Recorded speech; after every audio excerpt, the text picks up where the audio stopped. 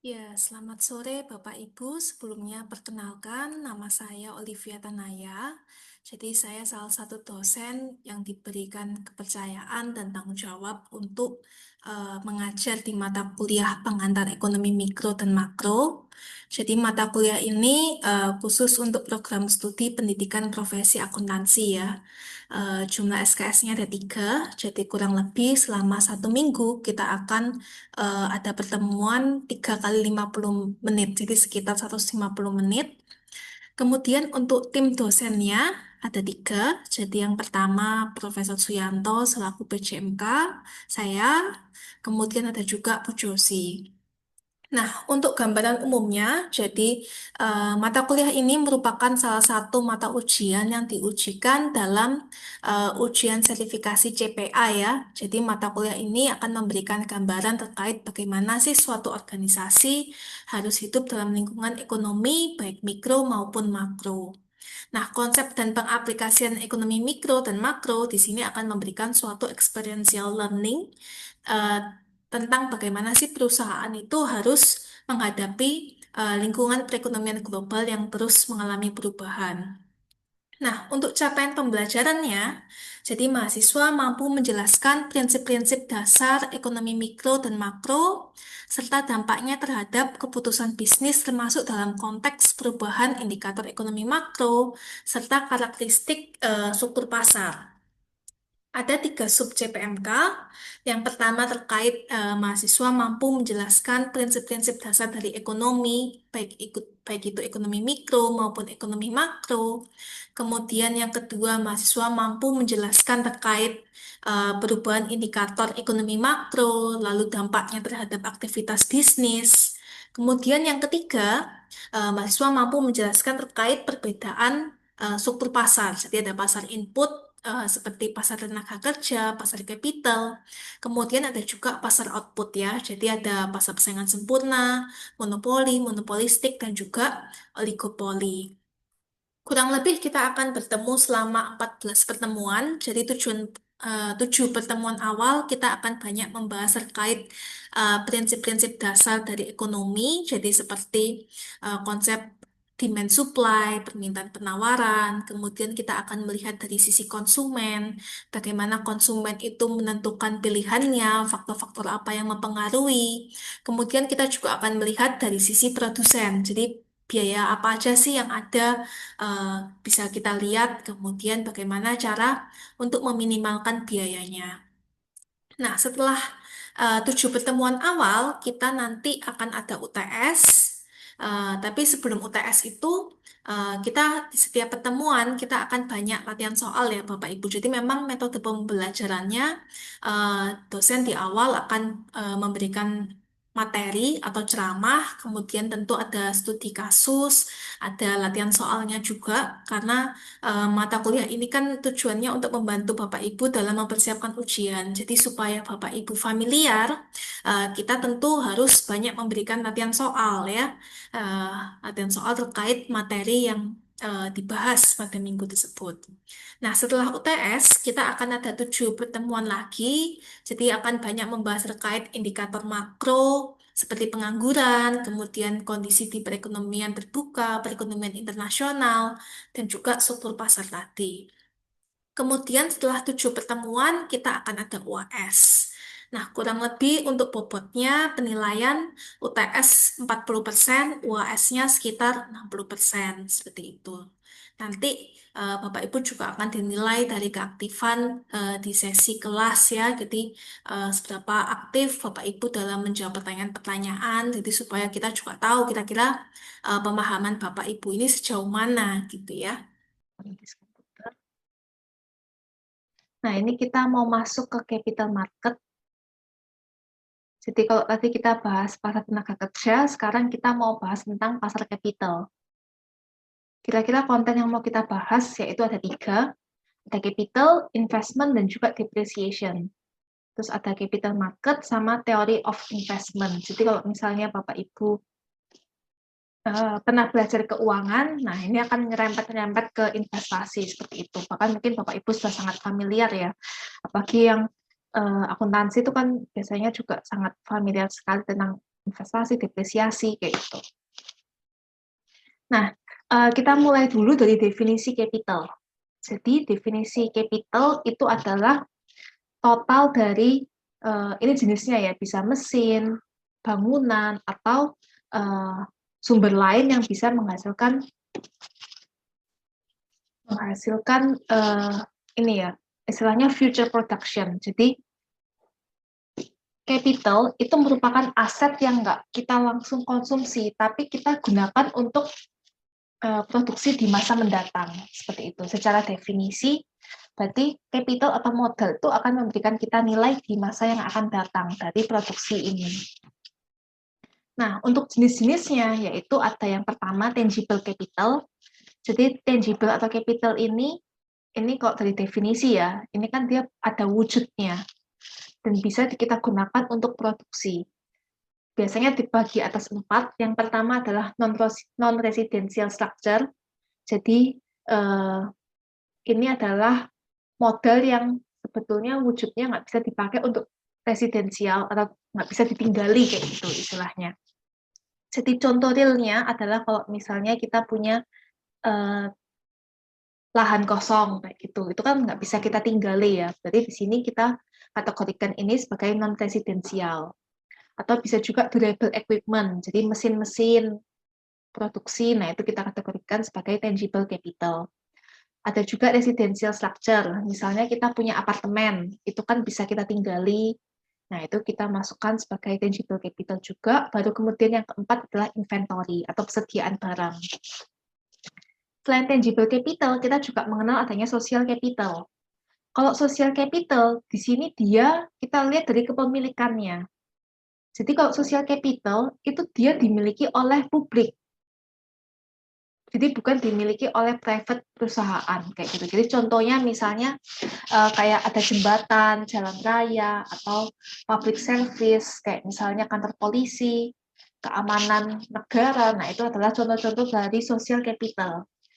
Segala modal capital yang dimiliki oleh publik untuk kepentingan bersama, itu contohnya. Nah, selain itu, kita juga mengenal adanya intangible capital. Kalau intangible capital, berarti di sini dia nggak memiliki wujud atau non-material things, tapi dia bisa berkontribusi untuk output di masa yang mendatang. Nah, biasanya intangible capital ini contoh paling umumnya yaitu adalah human capital. Karena kalau human capital, itu kan misalnya kita ada pelatihan, ada training, itu kan kita nggak bisa melihat wujudnya, ya kan? Kita diberikan training, pelatihan, atau kita mau ambil S2, ambil S3, kita bisa lihat nggak sih wujud real dari ilmu kita? Enggak kan ya? Maka di sini kita bisa mengatakan bahwa ini adalah intangible capital. Ya gitu. Jadi Bapak Ibu bisa bedakan ya antara tangible, social capital, dan juga intangible capital. Nah, terus sejujurnya waktu tadi pagi saya membuat materi ini, saya sempat kepikiran. Sekalian saya mau coba tanya sama Bapak Ibu. Sekarang kan zamannya metaverse ya Bapak Ibu. Banyak perusahaan yang dia itu juga beli lahan atau bikin bangunan di metaverse. Menurut Bapak Ibu, dia masuk tangible atau intangible capital? Kira-kira. Bebas berpendapat ya Bapak Ibu. Opini aja. Kira-kira kayak misalnya nih kita bikin lahan, kita bikin kantor di metaverse. Jadi kalau metaverse itu kan semuanya virtual, semuanya online. Itu dia masuk tangible atau intangible sih?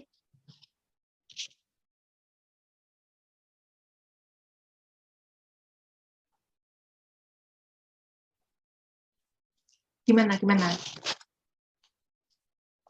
Tetap intangible. Seperti intangible.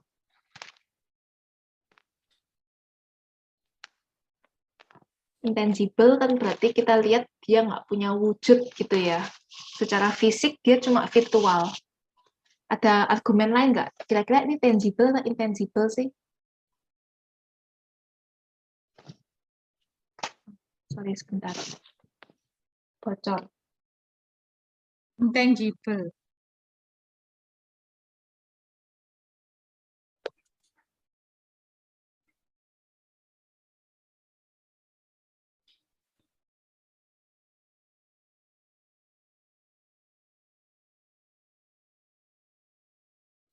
kalau ngajak di rumah tuh memang kadang-kadang bocor ya Bapak Ibu.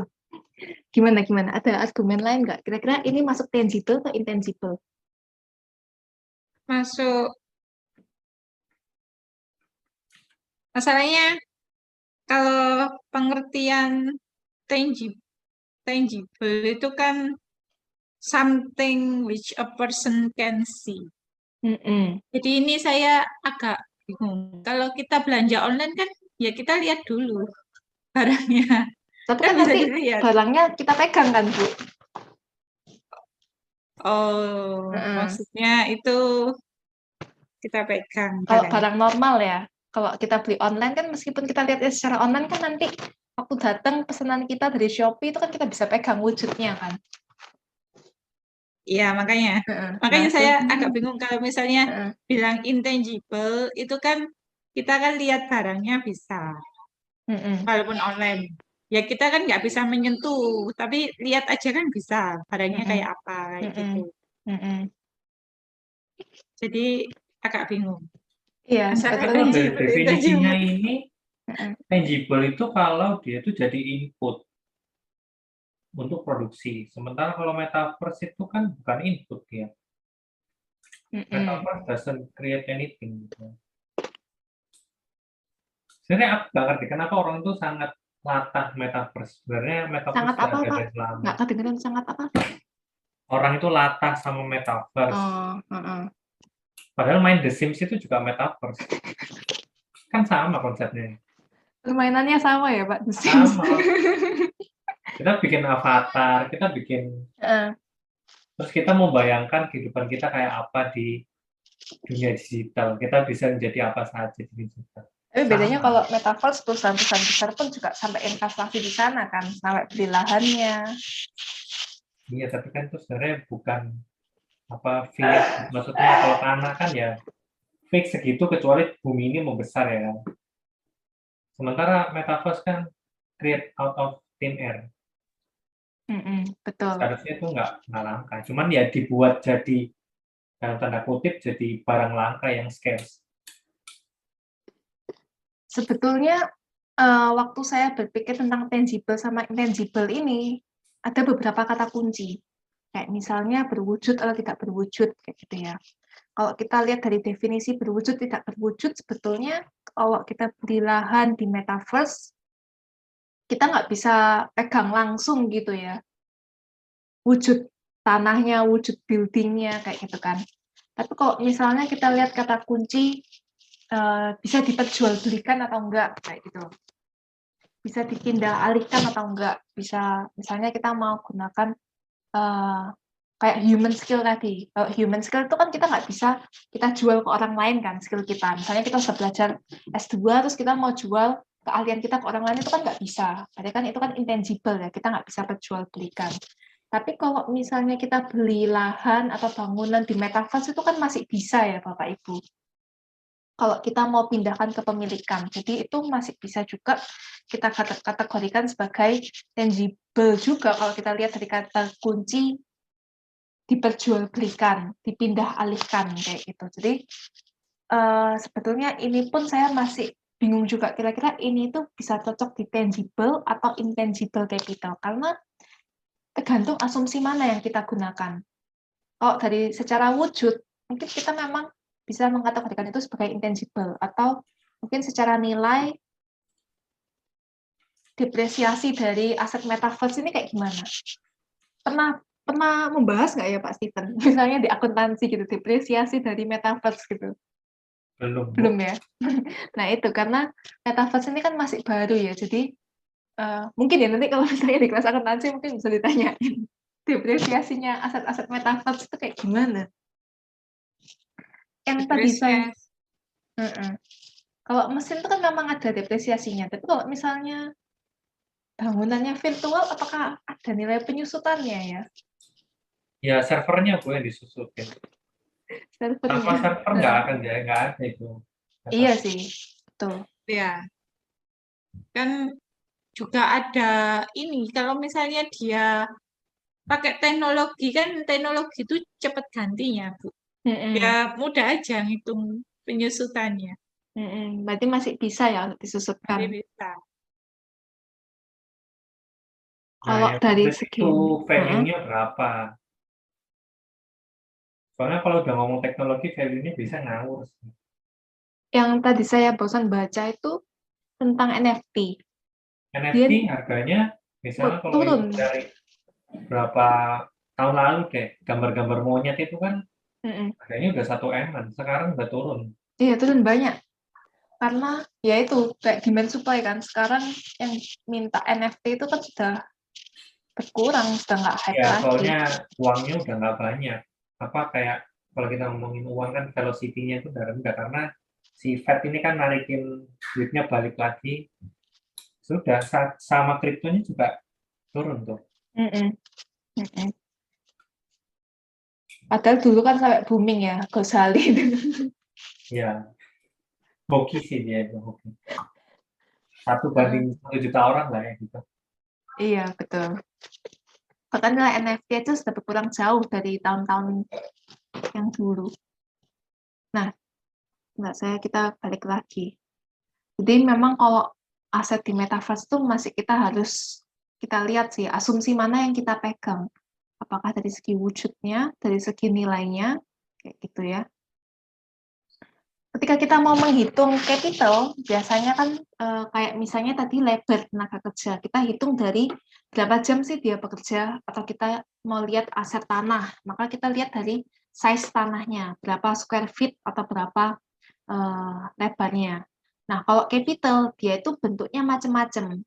Biasanya yang paling sering digunakan kan dari market value-nya ya, dari bangunan ini market value-nya berapa, terus equipment, kayak gitu. Nah, biasanya kalau di buku ini dia menggunakan konsep PDV atau Present Discounted Value. Nah, PDV ini sebetulnya konsepnya cukup mirip sama NPV. Kalau Bapak Ibu pernah belajar keuangan, biasanya lumayan familiar ya sama NPV. PDV ini dia konsepnya mirip Bapak Ibu.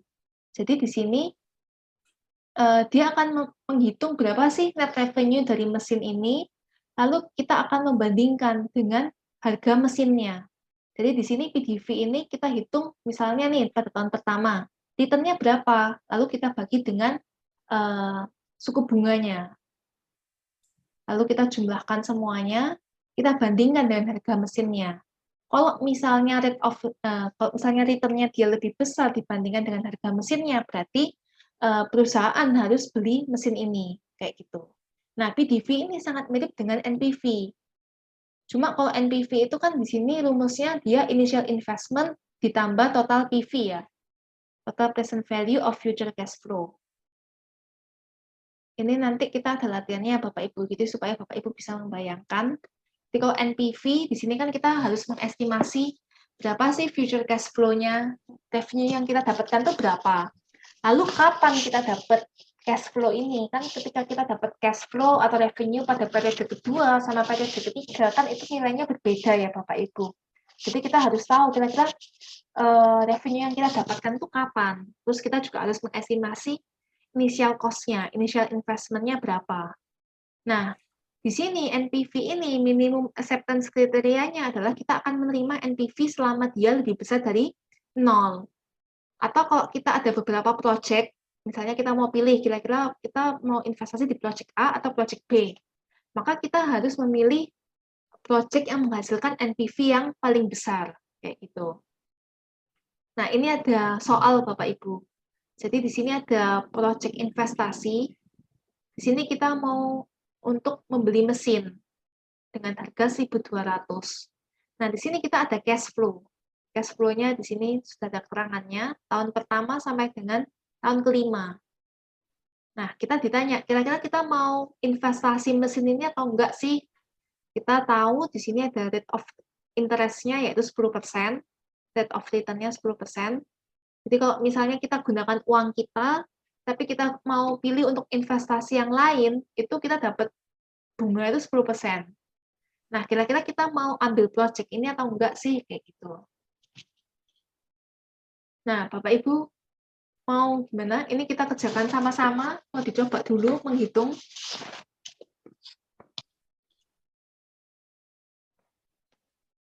Ini pakai rumusnya NPV sama PDV.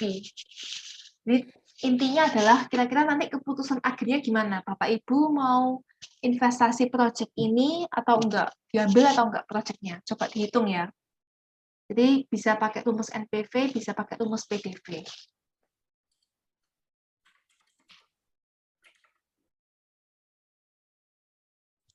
Rumusnya yang selain NPV apa tadi, Bu? PDV. Bentar. IDB. PDV, present discounted value. Ini Bu, OPD. sebetulnya PDV. mirip-mirip sih. Kalau menghitung ininya kan nanti menghitung NPV-nya juga.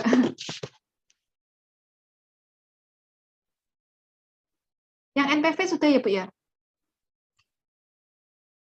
Nanti kalau butuh yang NPV nanti saya diinfo ya.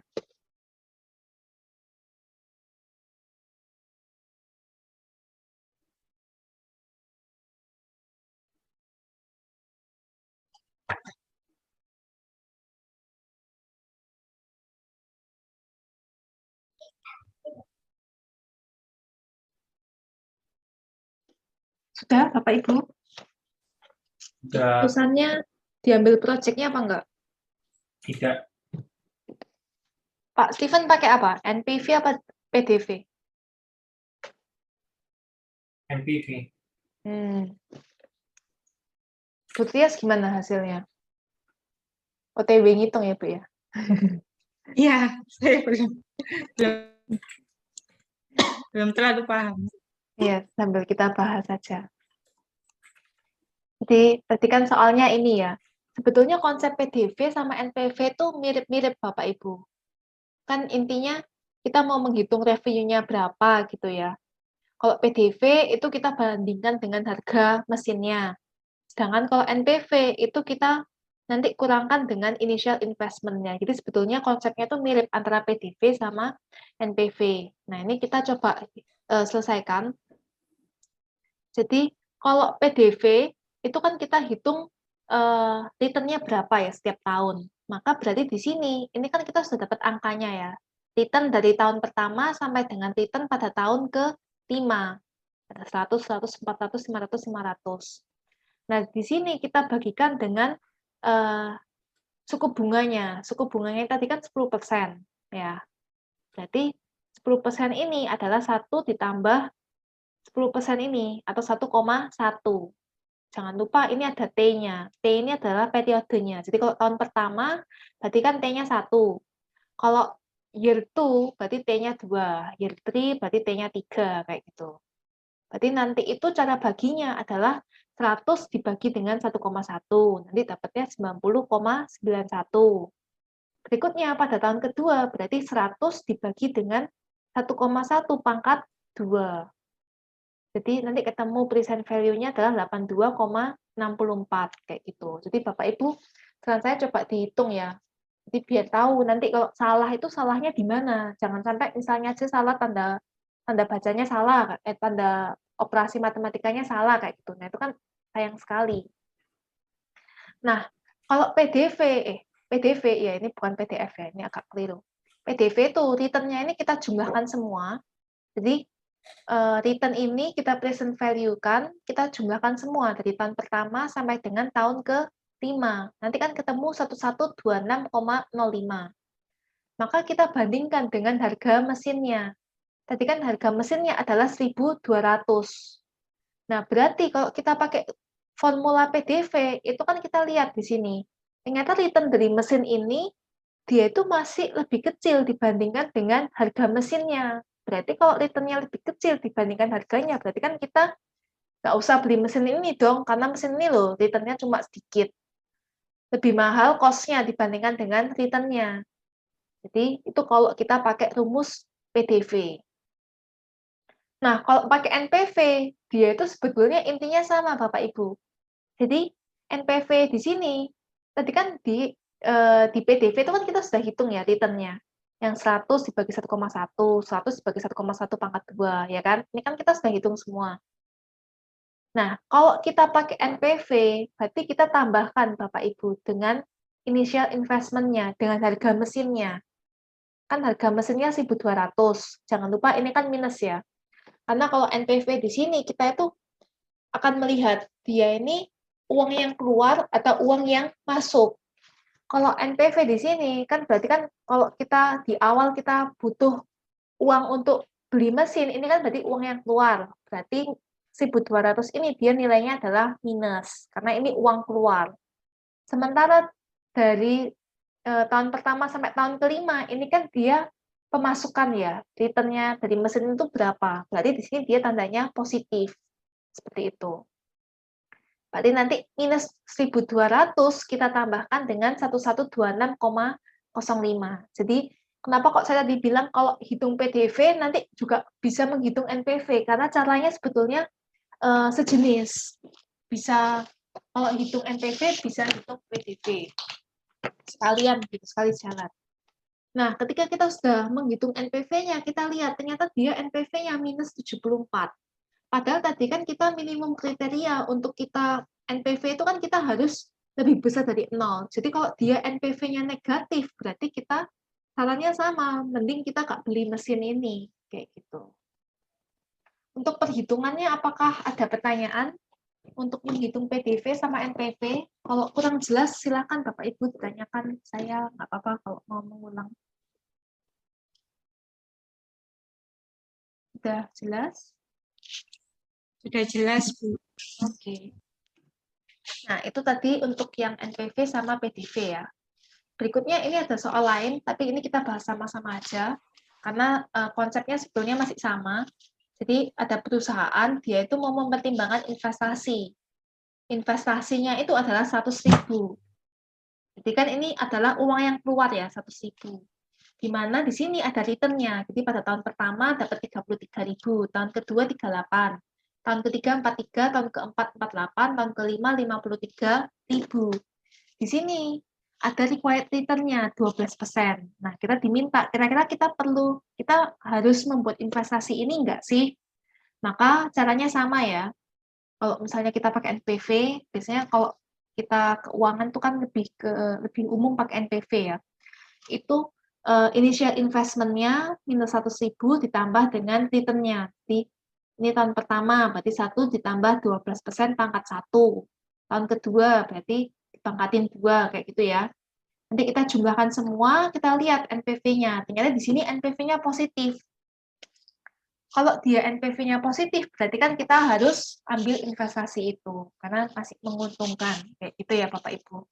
Jadi kalau positif kita ambil proyeknya, kita ambil investasinya, sedangkan kalau negatif kita pilih untuk nggak ambil investasinya.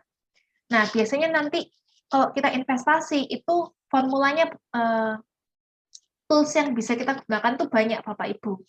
Ada NPV, ada payback period, terus ada IRR yang lain. Jadi akan ada banyak tools yang bisa kita gunakan. Tapi karena kita belajarnya ini masih basicnya aja, jadi kita cukup NPV aja sudah oke gitu. Nah, itu untuk materi kita hari ini. Jadi ini referensinya masih sama. Kita gunakan 3 buku ini. Itu untuk materi terkait dengan capital ya Bapak Ibu. Jadi tadi di awal kita bahas labor, sekarang kita bahas capital. Nanti minggu depan kita akan mulai untuk membahas pasar output. Gitu. Untuk materi hari ini secara keseluruhan ada yang mau ditanyakan? Sudah cukup. Oke. Kalau sudah cukup, maka kelasnya saya akhiri. Sampai jumpa lagi minggu depan, Bapak Ibu. Ya, terima kasih. Terima kasih.